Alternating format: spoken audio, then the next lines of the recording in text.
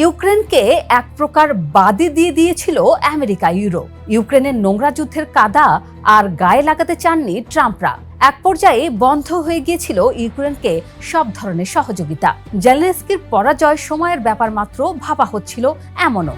কিন্তু পরিস্থিতি আবার দ্রুত পাল্টে যাচ্ছে। ইউক্রেনের দিকে পুনরায় হাত বাড়াচ্ছে মিত্ররা। G7 ভুক্ত দেশগুলো ঘোষণা দিয়েছে ইউক্রেনের জন্য কিছু করা দরকার। অন্যদিকে চাপে পড়ছেন ভ্লাদিমির পুতিন।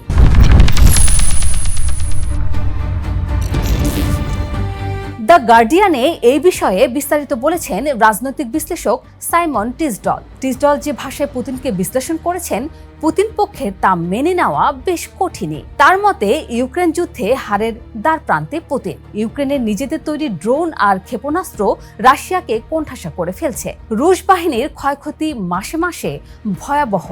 প্রতি মাসে নিহত ও আহত মিলিয়ে সংখ্যাটা 30,000-এর কাছাকাছি। ইউক্রেনের দিকে রাশিয়ার অগ্রগতি থেমেছে, এমনকি কোনো কোনো জায়গায় উল্টো পিছু হটতে হচ্ছে রুশ সেনাদের। ইউক্রেনের ড্রোন হামলা এখন রাশিয়ার ভেতরে গিয়ে পড়ছে। সেন্ট পিটার্সবার্গে আগুন জ্বলছে। জ্বালানি সংকটে আতঙ্কিত মানুষ। মূল্যস্ফীতি আর কর দুটোই বাড়ছে। এসব তথ্য গণমাধ্যমে বেশ ঘটা করেও প্রকাশিত হচ্ছে। 2022 সালে পুতিন যে যুদ্ধকে বলেছিলেন বিশেষ সামরিক অভিযান, যা কয়েক সপ্তাহে মিটে যাবে, সেই যুদ্ধ এখন প্রথম বিশ্বযুদ্ধের চেয়েও দীর্ঘ হয়ে গেছে। রাজনৈতিক বিশ্লেষক সেথ স্টর্ডার লিখছেন, পুতিনের নৃশংসতা কেবল তার ব্যর্থতার মতোই বড়। ধীরে ধীরে তিনি এই যুদ্ধে হারছেন। সাইমন টিসডলের প্রশ্ন হচ্ছে, পুতিন কি আদৌ জানেন যে তিনি হারছেন? পুতিন স্মার্টফোন ব্যবহার করেন না, ইন্টারনেটও না। তার কাছে খবর পৌঁছায় ঘনিষ্ঠ আমলা, অনুগত জেনারেল, গোয়েন্দা কর্মকর্তা আর রাষ্ট্রীয় গণমাধ্যমের মাধ্যমে, যারা সবাই তাকে সেটাই বলেন যা তিনি শুনতে চান। ফলে বাস্তব পরিস্থিতি তার কাছে পৌঁছাচ্ছে না। আর যদি সত্যি না পৌঁছায়, তাহলে তিনি থামবেন না, যুদ্ধ চালিয়েই যাবেন। কিন্তু যেদিন এই বুদবুদ ফেটে যাবে, সেদিন বুঝতে পারবেন যে রণাঙ্গনে বিপর্যয় সময়ের ব্যাপার মাত্র। সেদিন পুতিন সন্ধির টেবিলে আসবেন না। রয়্যাল ইউনাইটেড সার্ভিসেস ইনস্টিটিউটের ভূমিযুদ্ধ বিশেষজ্ঞ জ্যাক ওয়ার্কলিং বলছেন, রাশিয়ার রণক্ষমতা ক্রমশ কমছে, যুদ্ধবিরতির সম্ভাবনা তৈরি হচ্ছে। কিন্তু পুতিন সেই পথে না গিয়ে উল্টো আরও বড় বিপদ ডেকে আনতে পারে। পুতিন এখন আসলে গোটা ইউরোপকে যুদ্ধক্ষেত্র বানাচ্ছেন। MI6-এর প্রধান ব্লেইজ মেত্রেওয়ারি সরাসরি বলেছেন, সীমান্ত রেখা এখন সর্বত্র। রাশিয়ার বিশৃঙ্খলা রপ্তানি করাটা নীতির ত্রুটি নয়, এটাই তাদের নীতি। ব্রিটেনের গোয়েন্দা সংস্থা GCHQ-এর প্রধান অ্যান কিস্ট বাটলার বলছেন, মস্কো কার্যত রণাঙ্গনে পিছু হচ্ছে। আর সেই ক্ষোভ মেটাতে ইউরোপের গুরুত্বপূর্ণ অবকাঠামোতে সাইবার হামলা চলছে।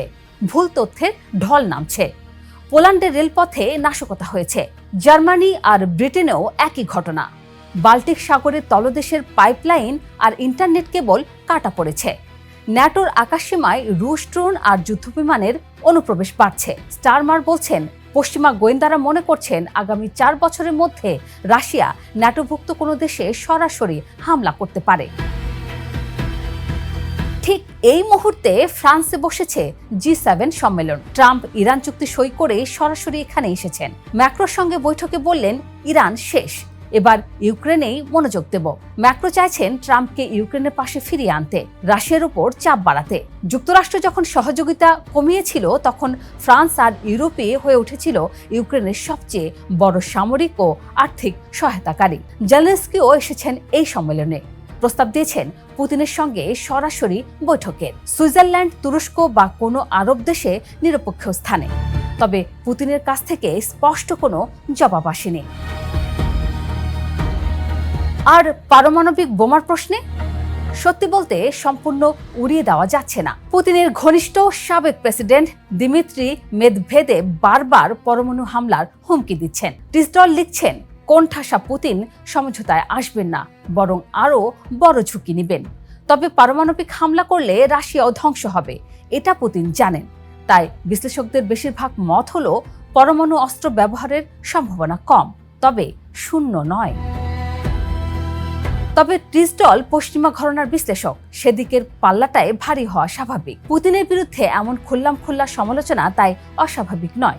কিন্তু নিরপেক্ষভাবে বলতে গেলে গত 3.5 মাস পুতিন যেমন সুবিধা পেয়ে আসছিলেন সেটা আর পাচ্ছেন না, এটা পরিষ্কার। সারা দুনিয়ার নজর ইউক্রেন ছেড়ে ইরানে গিয়ে ঠেকেছিল। ট্রাম্প পারলে ইউক্রেন থেকে অস্ত্র উড়িয়ে নিয়েছেন ইরানে। ইরান যুদ্ধ শেষ হলো, তাই যুক্তরাষ্ট্র এবার পুরো মনোযোগ দেবে ইউক্রেনের দিকেই। সাথে নিয়ে আসবেন গোটা ইউরোপকেও। ফলে পুতিন বেশ চাপেই থাকবেন সামনের দিনগুলোতে, এটা বলাই যায়। তবে রীতিমতো হেরে যাবেন সেটা বলার উপায় নেই এখনো।